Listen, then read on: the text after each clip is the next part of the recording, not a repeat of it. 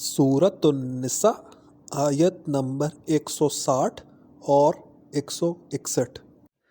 اعوذ باللہ من الشیطان الرجیم، بسم اللہ الرحمن الرحیم۔ فبظلم من الذین ہادوا، بظلم گناہ کی وجہ سے، من الذین ان لوگوں سے، ہادو جو یہودی ہیں۔ اب اس کا مفہومی ترجمہ، یہودیوں کے ظلم کی وجہ سے، یہودیوں کے گناہوں کی وجہ سے کیا عذاب آیا ان پر؟ حرمنا علیہم، حرام کر دیا ہم نے ان پر، طیبات پاکیزہ چیزیں، پاکیزہ چیزیں ان پر حرام کر دی گئی، احلت لہم جو ان کے اوپر حلال تھیں، وبصدہم اور ان کا روکنا، عن سبیل اللہ اللہ کے راستے سے، کثیرہ بہت زیادہ، اس کی وجہ سے بھی حلال چیزیں حرام کر دی گئی۔ اور کسی وجہ سے حرام کر دی گئی؟ وَأَخْذِهِمُ الرِّبَا، اور ان کے لینے کی وجہ سے سود کو، یعنی ان کے سود کو لینے کی وجہ سے، وَقَدْ نُهُوا، اور حالانکہ تحقیق پکی بات ہے، نُهُوا عَنْهُ انہیں روکا گیا تھا اس سے، وَأَكْلِهِمْ اور کس وجہ سے حرام کر دی گئی؟ وَأَكْلِهِمْ اور ان کے کھانے کی وجہ سے، اموال الناس لوگوں کے مالوں کو، بالباطل غلط طریقے سے، وَأَعْتَدْنَا اور تیار کر لیا ہم نے، للکافرین کافروں کے لیے، منہم ان میں سے، عذاباً علیما دردناک عذاب۔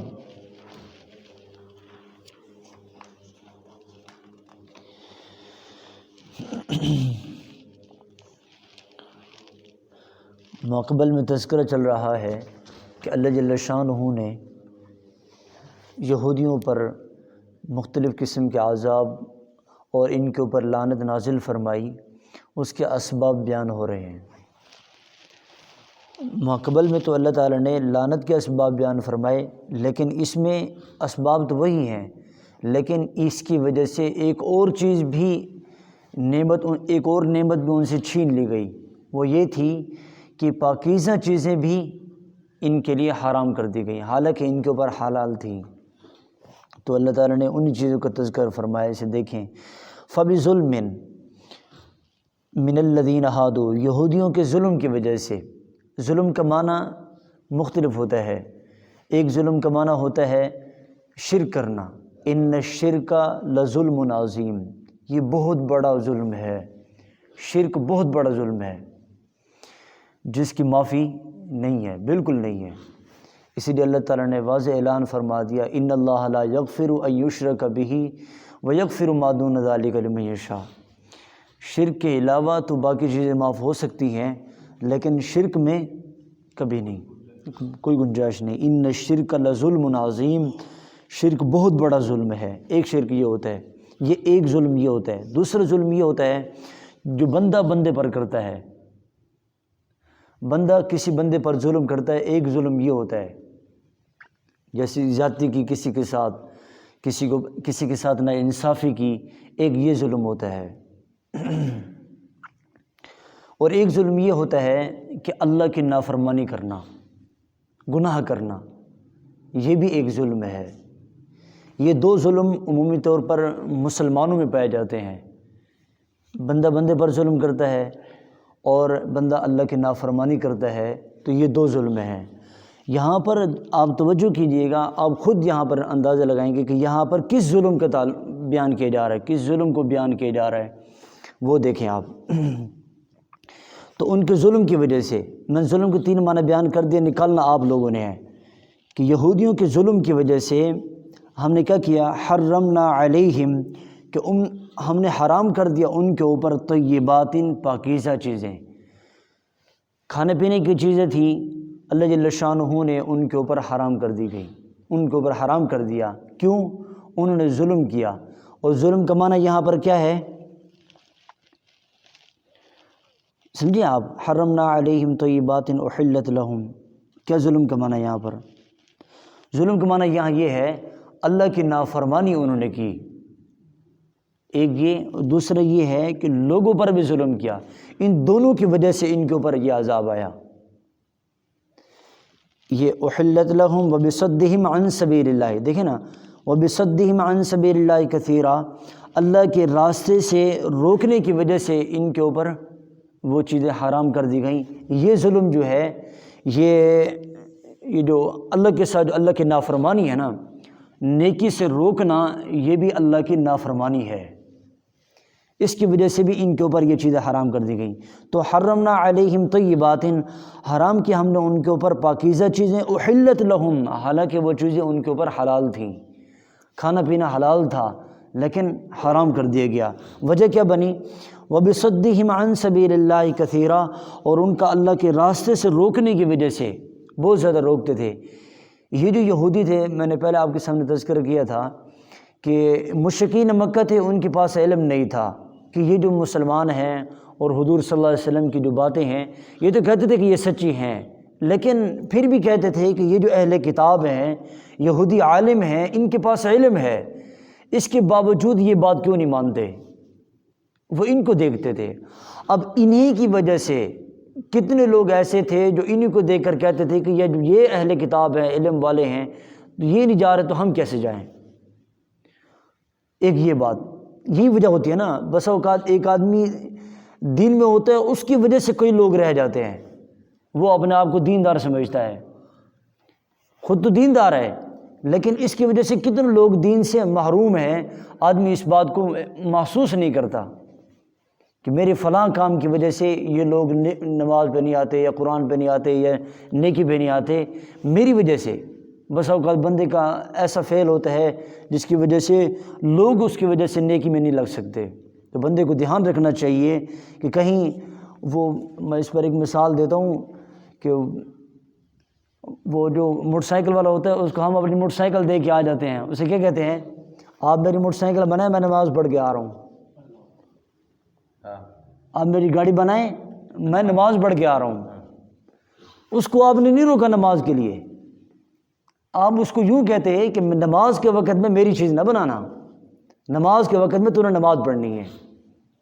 آپ جب یہ کہہ دیتے تو اسے پتہ چل جاتا کہ واقعی نماز پڑھنی ہے اور اس کی اہمیت ہے۔ جب آپ نے یہ کہا کہ نماز میرے اوپر ہے، تیرے اوپر نہیں ہے، میں اپنا کام کر کے میں نماز پڑھ کے آ رہا ہوں، تو میرا کام کر دے۔ ہم کبھی درزی کو کپڑے دیتے ہوئے کیوں نہیں کہا اس کو کہ نماز کے وقت میں میرا کپڑا نہ بنانا، اس کی برکت ہی ختم ہو جائے گی، اس کی برکت ہی ختم ہو جائے گی۔ نماز کے وقت میں آپ کسی دکان سے کوئی سودا نہ لیں۔ اب یہ مسجد ہے، ہم یہاں محلے والے ہیں، آپ کسی دکان سے نماز کے وقت میں سودا نہ لیں، اس کو پتہ چل جائے گا کہ نماز کا وقت ہے، مسلمان اس کی رعایت کرتے ہیں، اس کو پتہ ہے کہ اس نے سودا لینا ہے اور میں نے بھی بیچنا ہے، وہ بیٹھے دکان پہ۔ اور حال یہ ہے کہ نماز کے وقت میں ہی رش اس کے پاس زیادہ لگتا ہے۔ ظلم تو یہ ہے، تو یہ ہے۔ تو یہ یہودی تھے، ان کے یہی کام تھے، یہ کہتے تھے یہ سمجھدار لوگ ہیں، جب یہ دین پر نہیں جا رہے، دین کی طرف نہیں جا رہے تو ہم کیسے جائیں؟ بس اوقات لوگ ان کی وجہ سے رہتے تھے۔ تو یہی اللہ تعالیٰ فرما رہے ہیں وَبِصَدِّهِمْ عَنْ سَبِيلِ اللَّهِ كَثِيرًا، کہ اللہ کے راستے سے مراد دین اسلام پر چلنے سے یہ لوگوں کو روکتے تھے۔ اس کی وجہ سے کیا کیا گیا؟ حلال چیزیں ان پر حرام کر دی گئی۔ آج یہ ایسی ہیں، کتنی حلال چیزیں ہم نہیں کھا سکتے، کتنے لوگ ہیں جو حلال چیزیں نہیں کھاتے، اچھی چیزیں نہیں کھا سکتے، دوسری چیزیں کھا رہے ہیں۔ آج دیکھ لیں ہمارے گھر میں کیا نظام ہے، گندم کی روٹی کس کس کو نصیب ہوتی ہے اور باہر کا کھانا کون کھاتا ہے؟ یہی تو وجہ ہے کہ وہ جو ہمارا گوشت آ رہا ہے، وہ جو مرغی ذبح ہو رہی ہے، اور اس ہونا تو یہی چاہیے تھا اللہ اکبر کہا جاتا، اور ادھر سے گانے چل رہے ہیں۔ جس دکان کے اوپر مرغی ذبح ہو رہی ہے اس کے اوپر گانے چل رہے ہیں، اگر اس کی زبان سے وہ گانا نکل گیا مرغی ذبح کرتے ہوئے تو حرام ہے، اور اس کی وجہ سے نمازوں کی لذت ختم ہو چکی ہے، نمازوں کی لذت ختم ہو چکی ہے، قرآن کی لذت ختم ہو۔ آج سنتے کہ ہم قرآن سنتے اثر کیوں نہیں ہوتا؟ اثر کیوں نہیں ہوتا؟ اس کی وجہ یہی ہے کہ ہمارا کھانا اور پینا جو ہے نا وہ اس طریقے سے ہو چکا ہے، آج ہر طرف نافرمانی چل رہی ہے، تو اس کی وجہ سے یہ ہے۔ تو یہ اللہ تعالیٰ فرما رہے ہیں وَبِصَدِّهِمْ عَنْ سَبِيلِ اللَّهِ كَثِيرًا، تو یہ حلال چیزیں ان کے اوپر حرام کر دی گئی۔ آج یہ ایسی ہے، تو یہ سبب ہیں۔ اور اگلے سبب کیا ہے؟ وَأَخْذِهِمُ الرِّبَا وَقَدْ نُهُوا عَنْهُ، اور ان کا کھانا سود، یعنی وہ سود کھاتے تھے، حالانکہ ان کو اس سے منع کیا گیا تھا۔ اب یہ جو سود ہے یہ اللہ جل شانہ نے شروع سے ہی منع کیا ہوا ہے، اس کی حلت کہیں پر نہیں ہے۔ شریعت اسلام میں یعنی آپ علیہ الصلوۃ والسلام کی جو شریعت تھی اس میں بھی اور اس سے پہلے بھی جو یعنی تورات ہے، انجیل ہے، اس میں یہ منع تھا سود۔ آج اس کو مختلف طریقوں سے حلال کیا جا رہا ہے، اور لوگ یہ کہتے ہیں دیکھو غیر مسلم وہ اس سود والے رواج کو قائم کرنے کی وجہ سے کتنا آگے بڑھ گیا اور مسلمان وہیں کا وہیں کھڑا ہے۔ مسلمان کا یہ نظام ہی نہیں ہے جو ان کا نظام ہے۔ مسلمانوں کو جو اللہ جل شانہ نے نظام دیا تھا وہ نظام مسلمانوں کو آگے بڑھانے کے لیے تھا۔ جب مسلمانوں نے اپنا نظام چھوڑا ہے تو غیروں کے نظام اس کو اچھے لگیں گے، اس وجہ سے وہ ذلیل ہوں گے، وہ کبھی اوپر نہیں جا سکتے۔ تو یہ اللہ جل شانہ نے سود سے منع کیا، تو سود کی وجہ سے بھی اللہ جل شانہ نے ان کی کیا کیا، انہوں نے سود کھایا، جس کی وجہ سے اللہ جل شانہ پاکیزہ چیزیں، اچھی چیزیں ان کے اوپر حرام کر دی گئی، حرام کر دی ہیں۔ تو آج تو ہم چلو یہ جو بات درمیان میں مرغی کی بات آ گئی، کتنے لوگ ہیں جو نعمتوں کے ہونے کے باوجود نہیں کھا سکتے، سامنے پڑی ہوتی نہیں کھا سکتے اس کو، میں نے نہیں کھانی۔ کیوں بھائی؟ ڈاکٹر نے روکا ہے، نہیں کھانی، مجھے اس سے تکلیف ہوتی ہے۔ کیوں تکلیف ہوتی ہے؟ وجہ کیا ہے اس کے؟ اسباب کیا ہیں اس کے؟ وہ آدمی ذرا غور و فکر کرے تو کہیں میں دوسروں کے مال کھا کھا کر وہ اپنی جو استعداد تھی یہ چیزیں حلال چیزیں کھانے، اچھی چیزیں کھانے کی، وہ ختم تو نہیں کر بیٹھا۔ یہ آدمی سوچے میرے مال میں کسی کا حق تھا، میں اس کو حق تو نہیں ضائع کر بیٹھا، تو اس کی وجہ سے میرے اوپر یہ مسائل آئے، مصیبتیں آئیں۔ یہ آدمی سوچے۔ وَأَخْذِهِمُ الرِّبَا وَقَدْ نُهُوا عَنْهُ، تو سود کھانے کی وجہ سے بھی حالانکہ انہیں اس سے منع کیا گیا تھا۔ وَأَكْلِهِمْ أَمْوَالَ النَّاسِ بِالْبَاطِلِ، اور ان کا کھانا لوگوں کے مال کو باطل طریقے سے، لوگوں کا مال کھاتے ہیں۔ اس کی مختلف صورتیں آپ حضرات کے علم میں بھی ہیں، جس کی عمومی صورت آج یہ چل رہی ہے، زیادہ جو چل رہی ہے وہ یہ چل رہی ہے کہ وراثت کے معاملے میں ہم بہت پیچھے ہیں۔ وراثت میں ہم ایسے سن کے بے نام ہو چکے ہیں۔ جمعہ میں نے عرض کیا تھا کہ وہ جو کفن لینا ہوتا ہے، کفن، اس کفن میں جو کپڑا بچتا ہے وہ کپڑا بھی کسی کو دینے کی اجازت نہیں ہے۔ آپ کسی فقیر کو نہیں دے سکتے جب تک کہ جتنے ورثاء ہیں وہ سارے اجازت نہ دیں، اس وقت تک آپ کسی کو نہیں دے سکتے۔ اس پر میں نے ایک واقعہ بھی سنایا تھا کہ یہ مفتی محمد شفیع صاحب رحمۃ اللہ علیہ، مفتی اعظم پاکستان ہیں، اب جب ان کی وفات ہوئی تو ڈاکٹر عبدالحی صاحب رحمۃ اللہ علیہ وہ ان کے دوست تھے، وہ ملنے کے لیے آئے ان کو۔ تو مفتی تقی عثمانی صاحب دامت برکاتہم فرماتے ہیں کہ میں اپنے والد صاحب کو جو ایک خمیرہ سے تیار کیا ہوا تھا جس کو وہ طاقت کے طور پر وہ کھاتے تھے، تو میں وہ لے کے آیا ان کے پاس، میں نے کہا یہ آپ اس میں سے کھا لیں، ذوف ہو چکا ہے آپ کو۔ تو وہ ڈاکٹر عبدالحی صاحب رحمۃ اللہ فرمانے لگے کہ تجھے کس نے اجازت دی ہے کہ یہ میرے پاس لے کے آئے؟ یہ تو وراثت کا مال ہے، تم کیسے لے کر آئے ہو؟ میں تو اس میں سے ایک چمچ ہی نہیں کھا سکتا، تم کیسے لے کر آئے ہو؟ اب جو وراثت کا مال آ گیا ہے اس میں سے ایک چیز بھی کوئی نہیں اٹھا کے لے سکتا، کھا بھی نہیں سکتا، دے نہیں سکتا۔ تو پھر جب والد صاحب ایسے تھے تو والد صاحب اللہ والے تھے بہت، تو اولاد میں اس کا اثر چلتا ہے۔ پھر مفتی صاحب نے فرمایا کہ حضرت جتنے بھی ہمارے ورثاء ہیں سب بالغ ہیں اور سارے موجود ہیں، ان کی اجازت لے کر میں یہ آپ کے پاس آیا ہوں۔ اتنی بڑی احتیاط۔ تو میرے محترم عزیزو، یہ ساری چیزیں آج تو یہ ہے کہ صابن ہی وہ استعمال نہیں کرتے جو زندہ استعمال کرتے، مردے کے لیے وہ استعمال نہیں کرتے، صابن میں باہر سے آ رہا ہے، اور پھر کیا ہوتا ہے وہ اس کو پھینک دیا جاتا ہے، خوشبو آ رہی ہے وہ اس کو پھینک دیا جاتا ہے۔ گھر میں جو خوشبو وہ آپ اٹھائیں نا، اس کے اوپر جب آدمی مرتا ہے تو اس کو کیا چیزیں دینی چاہیے، اس کے مسائل اٹھائیں، وہ آپ کو پتہ چلے گا جو کپڑا وہ دنیا کے اندر پہنتا تھا اسی جیسا کپڑا اس کے لیے استعمال کیا جائے۔ اب جب وہ مر گیا ہے وہ جو چیز پڑی ہے وہ اس کے مال میں سے ہے، پہلے تو تدفین کرنی ہوتی ہے، جتنا مال پڑا ہے اس میں تدفین کرنی ہوتی ہے، اس کے بعد وراثت چلتی ہوتی ہے۔ اس کی تدفین نہیں کی جائے اس کے مال سے تو پھر وہ کدھر جائے گا سارا مال؟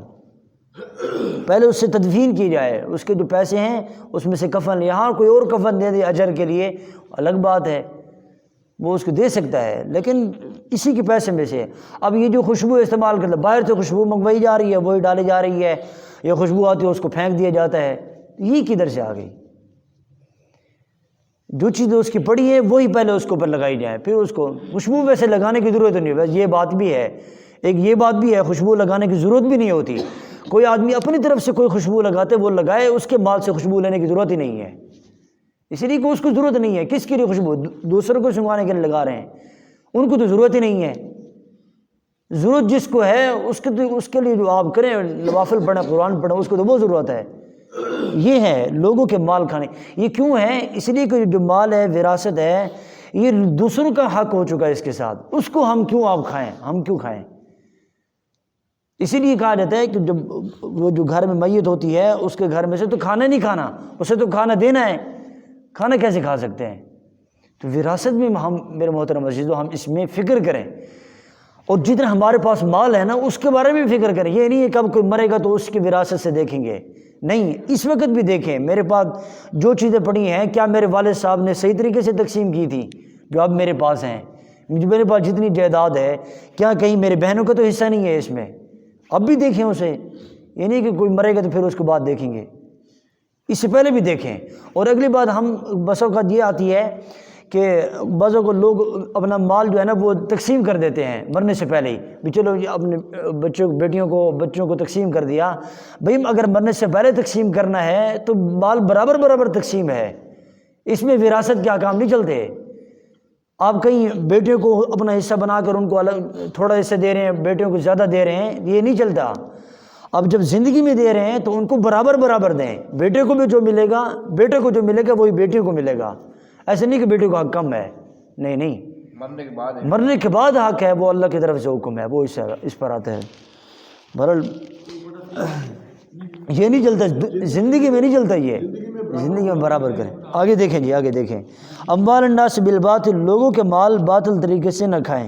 وَأَعْتَدْنَا لِلْكَافِرِينَ عَذَابًا مِنْهُمْ عَذَابًا أَلِيمًا، اور اللہ جل شانہ نے تیار کر رکھا ہے کافروں کے لیے دردناک عذاب۔ ان میں سے جو کافر تھے، یعنی یہ جو یہودیوں میں سے جو کافر ہیں، یہ انہوں نے اللہ اور اس کے رسول کو نہ مانا، ٹھیک ہے، باتیں نہ مانی، تو یہ کفار ہوئے، کفار کے لیے دردناک عذاب ہے۔